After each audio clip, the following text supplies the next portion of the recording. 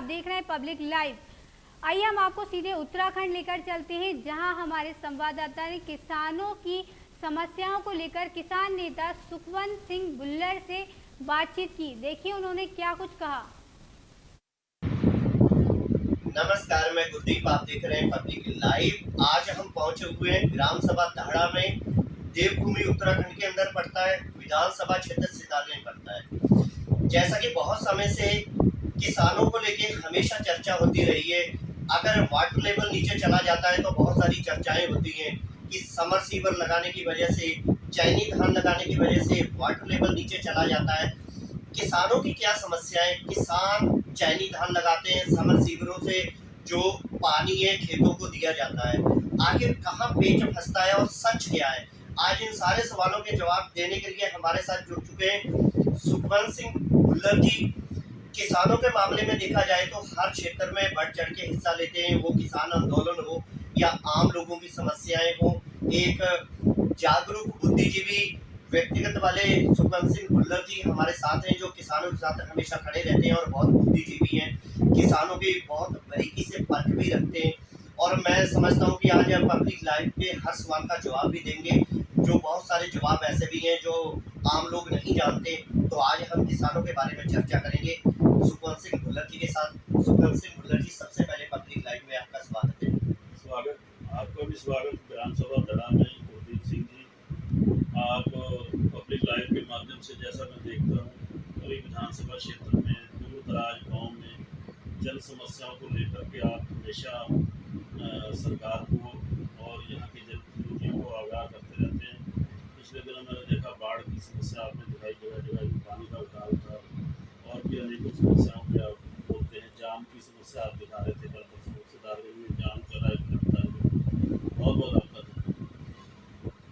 सुखवंत सिंह भुल्लर जी, हमारा पहला सवाल ये है कि आपने देखा होगा कि अभी वाटर लेवल बहुत नीचे चला गया था। ऐसा पहली बार हुआ कि जब मई के महीने में नल सूखने लगे थे लोगों के, और लोगों ने बहुत सारी चर्चाएं की। किसी ने कहा कि चाइनीज धान लगाने की वजह से वाटर लेवल नीचे चला गया है। बहुत सारे लोगों ने ये भी कहा कि जो समरसीवर लग जाते हैं, समरसीवरों की वजह से भी जो आसपास का पानी है सारा वो समरसीवर सोख लेता है, तो उससे भी लोगों के नल सूख जाते हैं। ये पूरी सच्चाई इसमें क्या है, आप जरा थोड़ा हमारे दर्शकों को। ये सब जो है, ये अंधाधुंध जो विकास हुआ है इस क्षेत्र का, क्योंकि उत्तराखंड एक बहुत छोटा राज्य है और यहाँ पर आबादी का घनत्व दिन प्रतिदिन बढ़ता जा रहा है। जैसा आप देख रहे हो, सितारगंज के आसपास चारों कॉलोनियाँ बसती जा रही हैं। काफ़ी दबाव है, पहाड़ी क्षेत्रों से भी लोग नीचे आके बस रहे हैं, क्योंकि पहाड़ पे सरकारें वो सुविधाएं उन लोगों को नहीं दे पा रही हैं जो देनी चाहिए।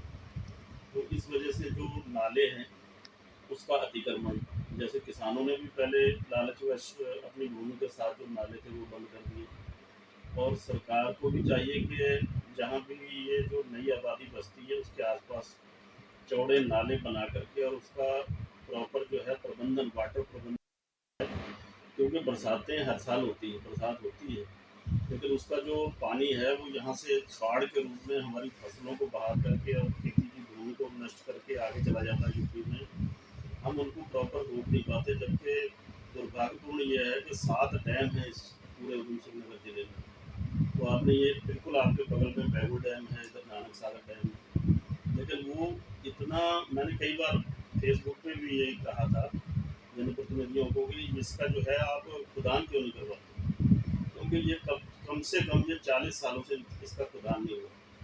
तो अगर आपको जलाशय बनाया है तो प्रॉपर उसमें से जो गार है, जो मिट्टी है, वो निकालोगे, तभी तो उसमें पानी का बहाव रुकेगा। अगर वहाँ पानी का बहाव रुकेगा तो नीचे जो है वाटर लेवल सही रहेगा। तो होता क्या है कि वो पूरा मिट्टी से भरा हुआ है डैम हमारा, पीछे से पानी, बरसात, हल्की सी बरसात हुई, वो पानी भर गया और उसके बाद वो बाढ़ के रूप में हमारे क्षेत्र को बहा के ले जाता है। और पानी गर्मियों में तो बिल्कुल डैमों में आपने देखा, आप पूरे क्षेत्र का दौरा करते रहते हैं, एक बूंद भी पानी नहीं रुकता। जबकि जलाशय में पहले पुराने समय में, पुराना भी नहीं, 10-15 साल पहले ही पूरी गर्मियों में जलाशय भरे रहते थे। और ये जो आपके सरकड़ा हल्दुआ वाली नहर है और जो नानक सागर से जो नहरें निकलती थी, ये सिंचाई के रूप में काम करती थी, किसानों का काफ़ी इससे फायदा होता था।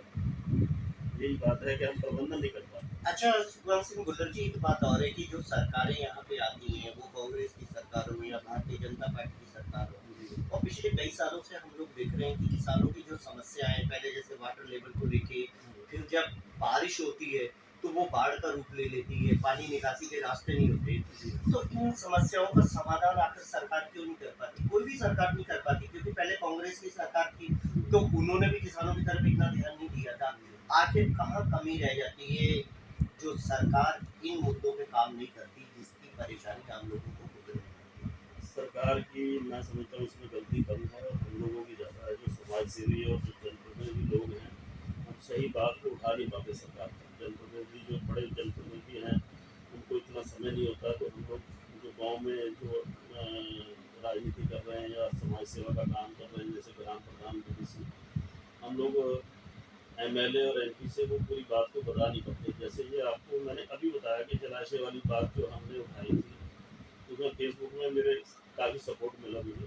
तो बड़ी खुशी की बात है कि श्रीमती राधा रतूड़ी जी जो सचिव हैं, मुख्य सचिव, उन्होंने पिछली कैबिनेट बैठक में ये दोनों तीनों जलाशयों से मिट्टी जो है उठान का काम जो है उसकी अनुमति दे दी।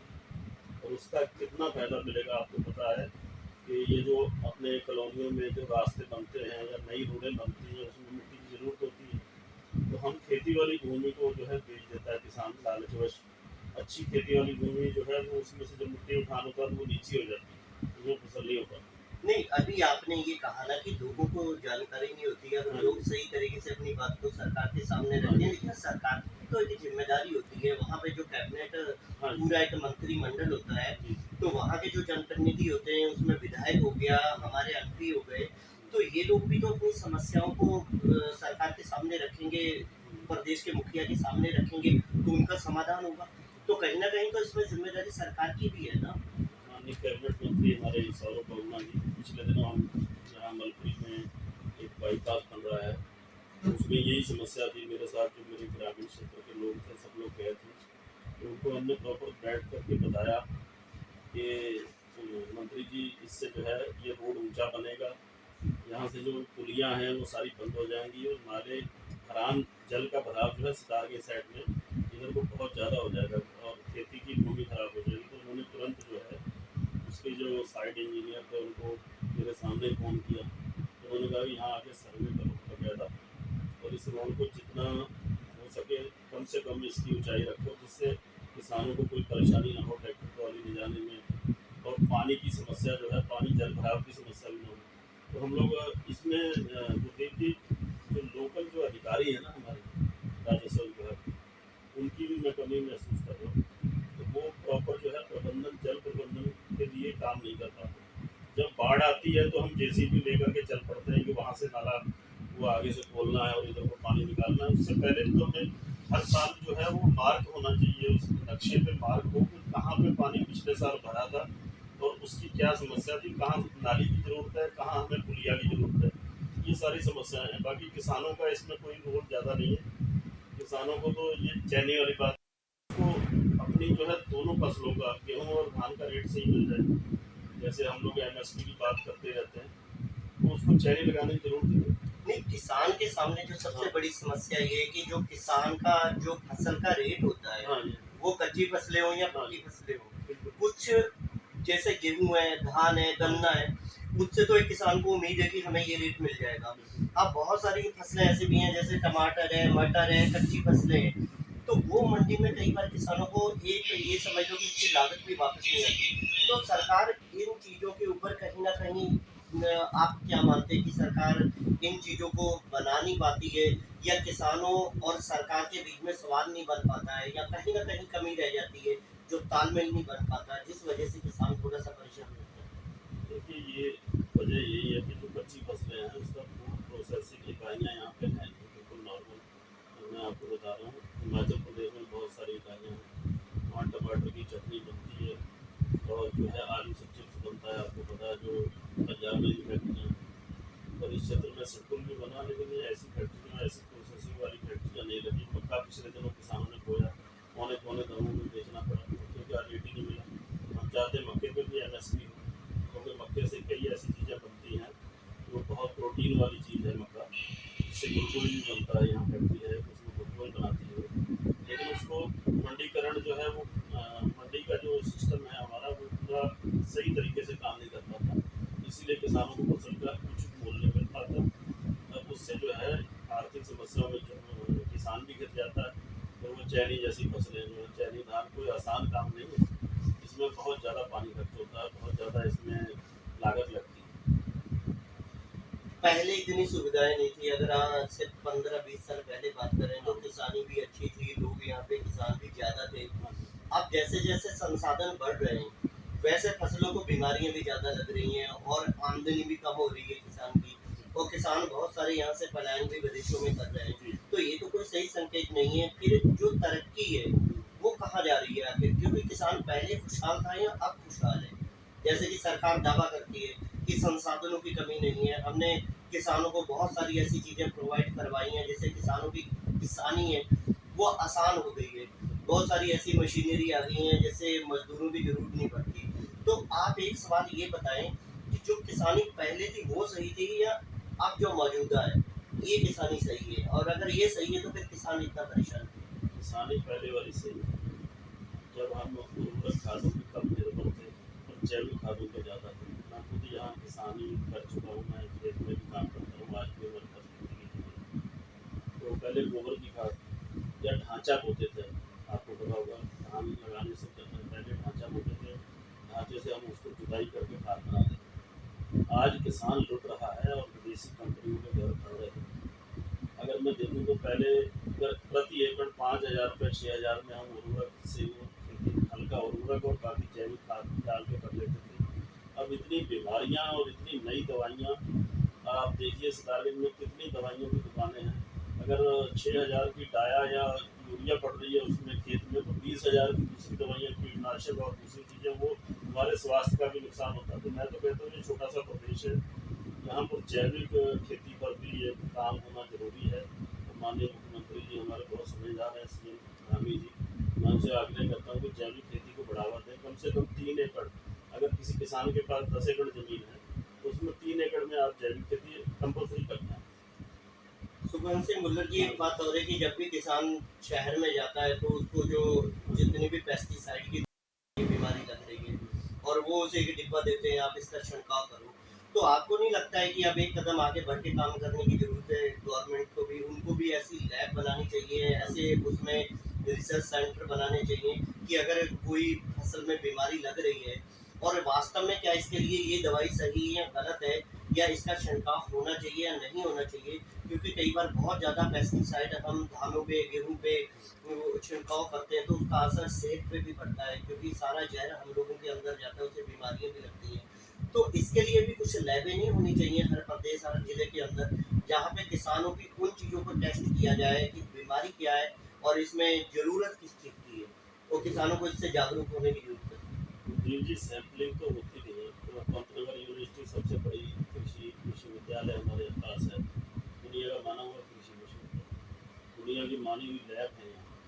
तो मैं ये देखता हूँ ये खेती की दवाइयाँ, उनको मेरे ख्याल में 60-70% तो दवाइयाँ बैन है जो हम लोग डालते हैं। अगर बैन दवाइयों को बिक्री हो रही है तो उसका दोष किसका है? शासन का ही तो है, शासन प्रशासन का ही तो दोष है, उस पर रोक क्यों नहीं लगती? तो इन चीज़ों पे रोक सरकार आखिर क्यों नहीं लगा पाती है? क्योंकि कहीं ना कहीं ये बात सामने आती है कि बहुत सारी पेस्टिसाइड ऐसी चीज़ें हैं जिसमें बैन किया हुआ है, कई विदेशों में इनका यूज़ नहीं करते हैं, भारत के अंदर भी बैन है, फिर भी इन चीज़ों का बहुत बड़े पैमाने पे बिक्री होती है और किसान इसको यूज़ करता है। तो क्या उम्मीद करना चाहेंगे कि इस पे कब सरकार कोई कदम उठाएगी, या फिर किसान ऐसे ही नासमझी के कारण इनको यूज़ करता रहे? देखिए हर जिले की एक जो है कृषि का एक लैब बननी चाहिए। तो जिले में नहीं, मैं समझता हूँ कि वो जिले में तो वो ही लैब, उसके बाद सारी तहसीलों में भी, और वो जगह जगह जगह जाकर के किसानों के जब खेती का समय होता है खाद डालने का, दवाई डालने का, वो चेक करेंगे ये कैसी दवाइयाँ जो है एजेंट लोग इनको दे रहे हैं और कैसी दवाइयाँ ये यूज कर रहे हैं, इनकी ज़रूरत भी है या नहीं है। मैं आपको एक बताता हूँ उदाहरण, हमारे यहाँ किसान हैं गाँव में, वो कभी पेस्टिसाइड यूज ही नहीं करते थे, तो सिर्फ गोबर की खाद डालते थे, उनका धान दूसरे लोगों से अच्छा होता है। वो कारण यही है, हमने उसको आदत डाल दी जमीन को। अगर कीटनाशक एक बार डाल दिया तो अगले साल दुगुना डालना, फिर 3 गुना डालना, इस तरीके से हो गया। सुखविंदर सिंह बुल्लर जी से समय काफी हो गया है, समय इजाजत नहीं देता, नहीं तो हम आपसे और भी बातचीत करते हैं। एक आखिरी सवाल, हमारे चैनल के माध्यम से आप शासन प्रशासन जनप्रतिनिधियों को किसानों के बारे में एक संदेश दे दीजिए जिससे सरकार को लगे कि इन चीजों के ऊपर सबसे पहले काम करना चाहिए। एक आखिरी संदेश। सरकार को यही संदेश है कि खेती किसानी भारत की रीढ़ है। कृषि जो है भारत की रीढ़ की है। आर्थिक तौर पर अगर देखा जाए तो भारत में सबसे बड़ा जो है धंधा खेती का और इस पर ध्यान देने की आवश्यकता है। गलत दवाइयों का यूज किसान कर रहे हैं, उसको रोका जाए। कैंसर से मर रहे हैं किसान हमारे, स्प्रे करते हैं, मजदूर लोगों को कैंसर हो रही है। इतनी भयानक दवाइयाँ